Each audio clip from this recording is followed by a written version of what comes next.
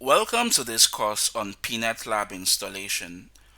In this particular module, we're going to take a look at root and SSH authentication. So to access our virtual machine, to access Peanut Lab, we need to SSH to the Peanut Lab. When we say SSH, we mean we need to remotely access our virtual machine. We need to do that via a secure shell.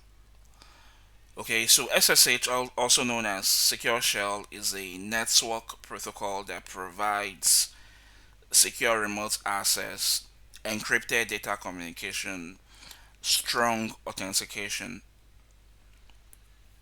But there's an issue with your SSH.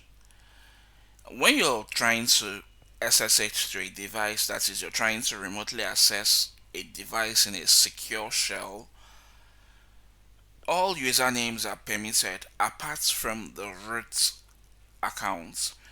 Reasons being that with a root account, there are so many things you can do.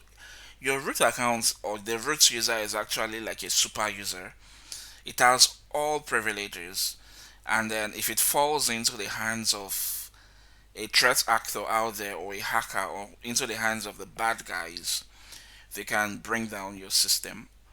So SSH has been configured by default in such a way that enables, or rather in such a way that disables root user login. So you want to SSH to a device, you can use any other name. You can use Tiger, you can use Matthew, you can use any name at all. Any name works. You can use John, Mary, Peter.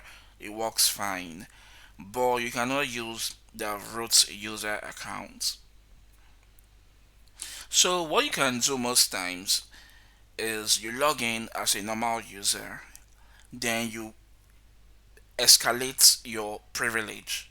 That is, you log in as John and then you use the sudo command to become a root user.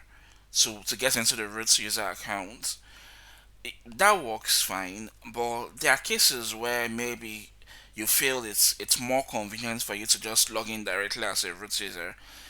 If that's what you want, which is actually what we want in this lab, in this course. Yes, so we're going to enable root access. If you remember, we said by default you cannot SSH to a device using the root account or using the root user account, but we're going to bypass that default pre-configuration. So we're going to change that and we'll do our own configurations. So we're going to see how this is done in the next module. So with this, we'll come to the end of this particular module. I'll meet you in the next one. Thank you.